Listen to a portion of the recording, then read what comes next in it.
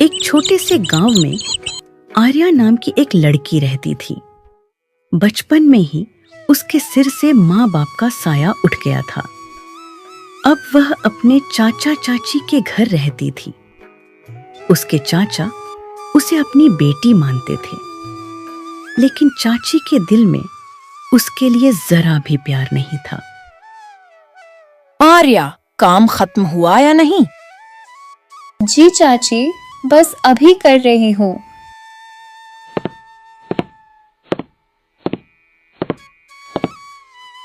Mummy, मेरी चाय बनवा दो। और हाँ, आर्या को बोलो मेरे कपड़े भी प्रेस कर दे। अरे मेरी राजकुमारी, तू क्यों चिंता करती है? आर्या सब कर देगी। सुना तूने? पहले निशा की चाय बना, फिर उसके कपड़े प्रेस करना। जी चाची। तभी रामनाथ घर में आते हैं।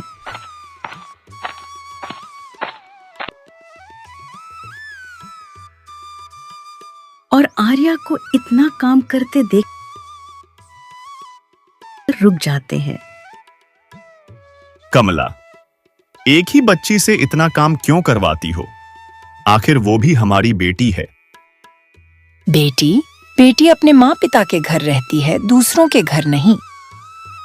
आर्या हर दिन ऐसे ही ताने सुनती, लेकिन कभी किसी से शिकायत नहीं करती थी। समय बीतता गया और देखते ही देखते दोनों लड़कियां शादी लायक हो गईं। मेरी निशा की शादी मैंने एक बहुत अमीर खानदान में तय कर दी है। शहर के बड़े लोग हैं। अरे वाह, ये तो बहुत अच्छी बात है। और आर्या के लिए भी कोई ढूंढा या नहीं? उसके लिए एक गरीब घर देख लिया है। जैसी किस्मत वैसा घर।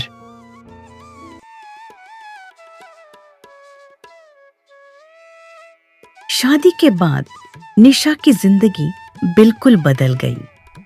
जिस अमीर घर का सपना उसकी मां ने देखा था, वही सपना अब सच बन चुका था। बड़ा बंगला, नौकर चाकर, महंगी गाड़ियां, हर सुख उसके कदमों में था। मैडम जी, आपका जूस। वहां रख दो। और सुनो, मेरे नहाने के लिए बाथटब में पानी भर दो। तभी उसकी सास और पति अंदर आते हैं। निशा बेटा, शाम को कुछ मेहमान आने वाले हैं। ठीक है मम्मी जी, नौकरों से बोल दूंगी सब तैयार कर दें। और अगर कुछ चाहिए हो तो बता देना। वहीं दूसरी तरफ आर्या की दुनिया बिल्कुल अलग थी। छोटा सा घर, ना कोई नौकर, ना कोई ऐशो आराम। उसका पति मोहन दिन रात खेतों में मेहनत करता ताकि घर का खर्च चल सके। मोहन घर आता है। आर्या तुरंत पानी लाकर देती है। आज काम थोड़ा ज्यादा था, देर हो गई। कोई बात नहीं, आप हाथ धो लीजिए, मैं खाना परोसती हूँ। दोनों बैठकर साथ में खाना खाते हैं।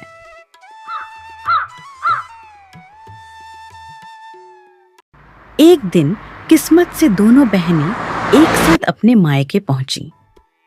एक तरफ अमीरी के ठाठ में डूबी निशा थी और दूसरी तरफ साधारण जिंदगी जी रही आर्या।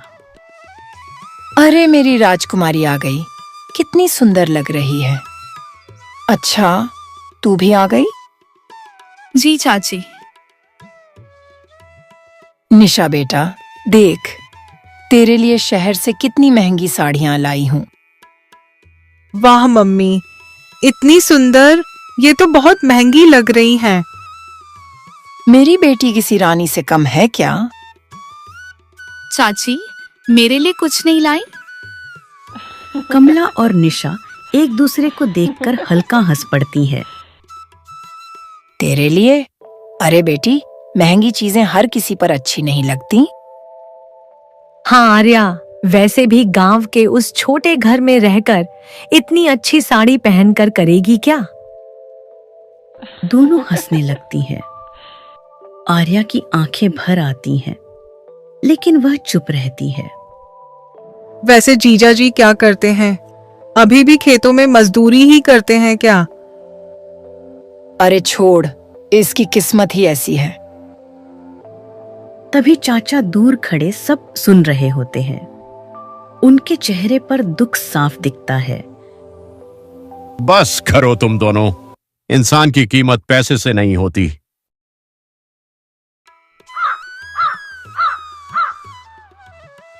मायके से लौटने के बाद आर्या अपनी छोटी सी दुनिया में वापस आ गई।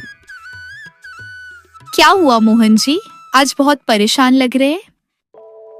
इस बार बारिश नहीं हुई आर्या। खेतों में आधे से ज्यादा फसल सूख गई। क्या? तो अब? जो थोड़ा बहुत अनाज बचा है उसे बेचकर मुश्किल से घर चल पाएगा। पता नहीं आगे क्या होगा। आप चिंता मत कीजिए, हम संभाल लेंगे। कम में भी गुजारा कर लेंगे, लेकिन हिम्मत मत हारिए। तुम हर हाल में मेरा साथ देती हो आर्या। वहीं दूसरी तरफ निशा की दुनिया में किसी चीज की कमी नहीं थी। ना पैसों की चिंता, ना कल की फिक्र। सुनो, कल मेरे लिए नई ड्रेस लेने चलना है। ये वाली पुरानी लगने लगी है। जी मैडम जी। मुश्किल वक्त जरूर था, लेकिन मोहन कभी आर्या के चेहरे की मुस्कान गायब नहीं होने देता था। पैसों की कमी के बावजूद वो हमेशा उसके लिए छोटे छोटे सरप्राइज लेकर आता। आर्या, आंखें बंद करो। अब क्या लाए हैं आप? अरे बंद तो करो। आर्या मुस्कुराते हुए आंखें बंद करती है। मोहन उसके हाथ में छोटा सा डिब्बा रख देता है।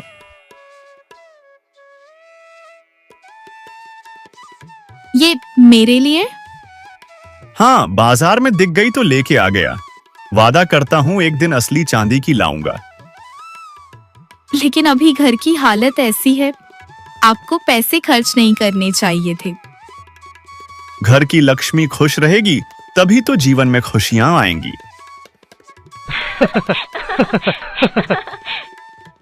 विक्रम, आप घर कब आओगे? मीटिंग में हूं, परेशान मत करो।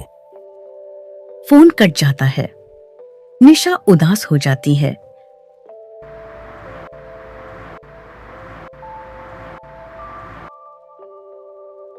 आप आ गए? खाना गरम करवा दूं? भूख नहीं है। आप खाना खा। निशा, हर बात पर सवाल मत किया करो। वो सीधा कमरे में जाता है और बिस्तर पर लेट जाता है। हर रात यही होता। विक्रम देर से घर आता, दो बातें भी ठीक से नहीं करता और निशा अकेलेपन में घुटती रहती।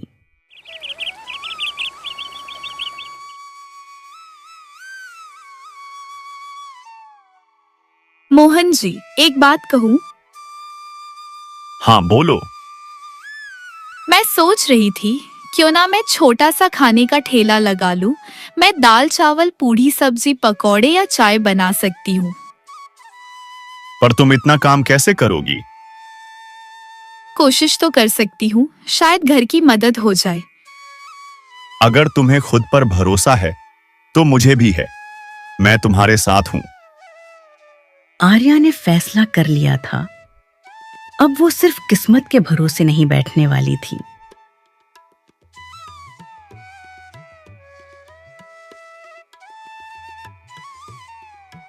देखो आर्या, ये ठेला भाड़े में लेकर आया हूं। वाह, बढ़िया है। चलिए अब इसमें सामान रखते हैं। दोनों उसमें सामान रखकर एक जगह अपना ठेला खड़ा कर देते हैं। भैया, क्या क्या मिलेगा?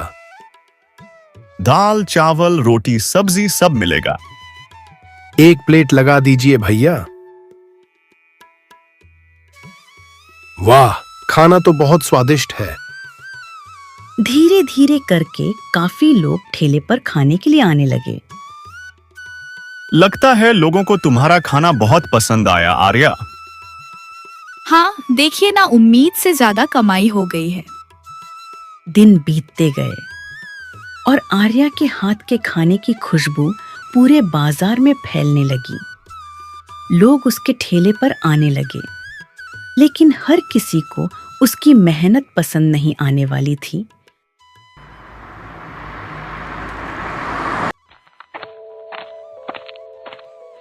वाह आर्या, तो अब सड़क किनारे खाना बेचने लगी। काम छोटा बड़ा नहीं होता दीदी। अच्छा, लेकिन मैंने नहीं सोचा था कि तुम्हारी हालत इतनी खराब हो जाएगी।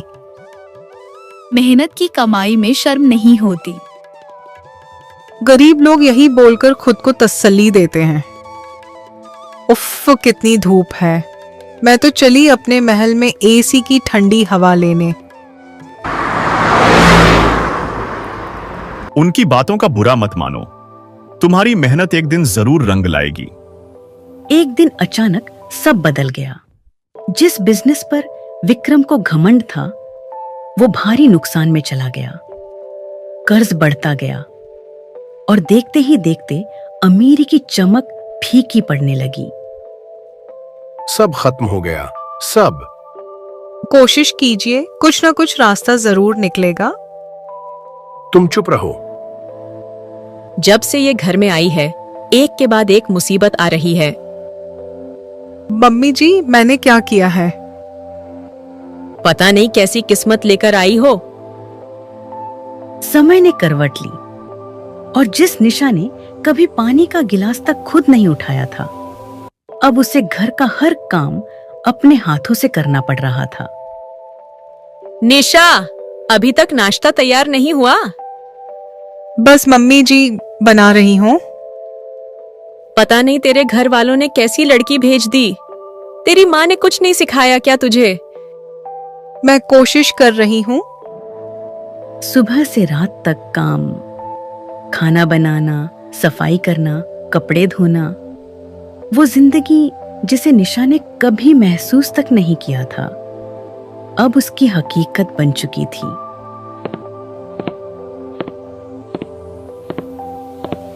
खाना लगा दूं? ये जली हुई रोटियां खिलाओगी क्या?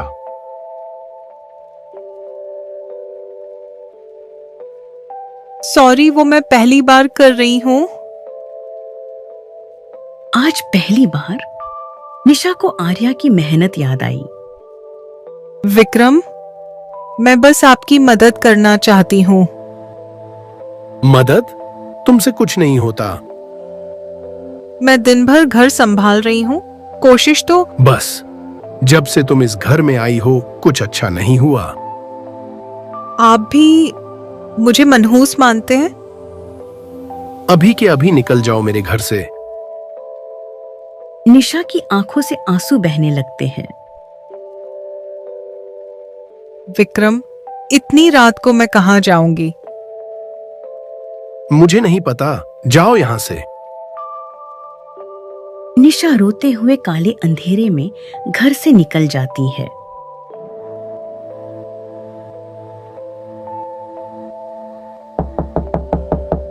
अरे निशा, क्या हुआ? निशा रो पड़ती है।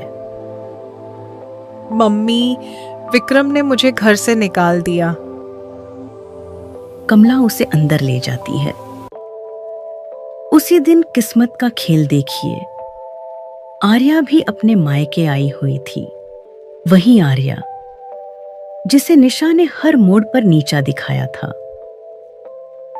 दीदी, आप ठीक है? निशा कुछ नहीं बोलती, बस नजरें झुका लेती है। पहली बार उसके पास कोई जवाब नहीं था। आर्या, शायद मैंने तुम्हारे साथ बहुत बुरा किया, मुझे माफ कर दो। पुरानी बातें भूल जाइए दीदी, अभी आपको खुद को संभालना है। मेरे पास अब कुछ नहीं बचा। आप कुछ दिन हमारे घर चलिए, आपको अच्छा लगेगा। हाँ निशा बेटा, कुछ समय आर्या के साथ रहो, तुम्हारा मन बहल जाएगा। लेकिन मैं तुम्हारे लिए बोझ बन जाऊंगी। मैं मोहन जी से बात कर लूंगी, आप बस चलिए मेरे साथ। आर्या निशा को अपने साथ ससुराल ले आई। घर छोटा था, लेकिन दिल बहुत बड़े थे। नमस्ते जीजा जी। क्या निशा दीदी कुछ समय हमारे साथ रह सकती है? क्यों नहीं आर्या? यह कोई पूछने की बात है क्या? आप इसे अपना ही घर समझिए। धन्यवाद मुझे अपनाने के लिए।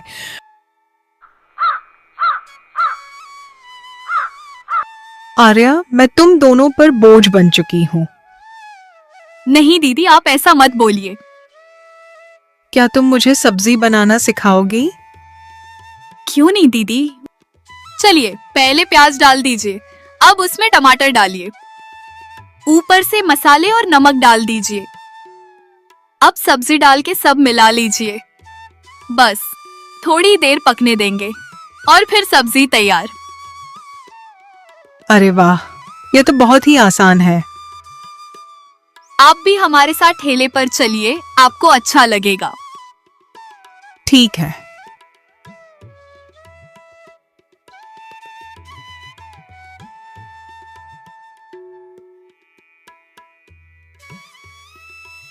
तीनों मिलके ठेला लगाते हैं।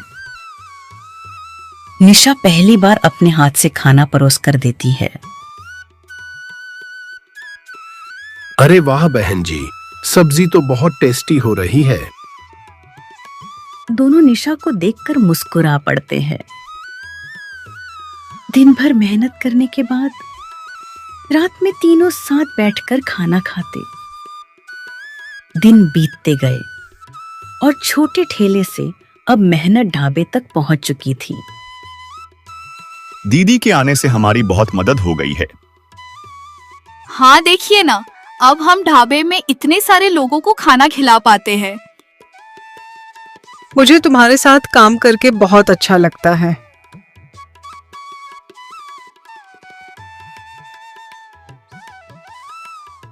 एक दिन मोहन का चचेरा भाई अर्जुन उनके घर आता है।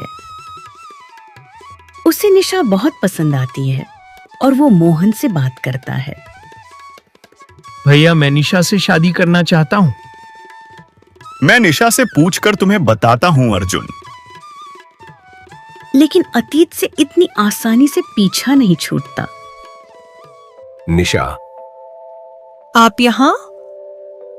मैं तुम्हें लेने आया हूँ निशा। मेरे साथ चलो, अब सब अच्छा हो गया है, पहले की तरह। जिस घर में इज्जत ना हो, मुझे वहां नहीं रहना। मैंने यहाँ मेहनत से अपनी नई जिंदगी बनाई है और अब मैं वापस नहीं जाऊंगी। ये तुम्हारा आखिरी फैसला है? हाँ। विक्रम वापस चले जाता है। दीदी, एक बात पूछूं? पूछो आर्या। अगर कोई इंसान आपका सम्मान करे, आपका साथ दे, तो क्या आप उसे एक मौका देंगी? तुम अर्जुन की बात कर रही हो ना? दोनों हंस देती हैं। कुछ दिनों बाद निशा और अर्जुन की शादी हो गई। शादी भले ही सादगी से हुई, लेकिन रिश्ते में सच्चाई थी। मैं वादा करता हूं, जिंदगी में कभी आपको अकेला महसूस नहीं होने दूंगा। शायद अब मेरी किस्मत सच में बदल गई है।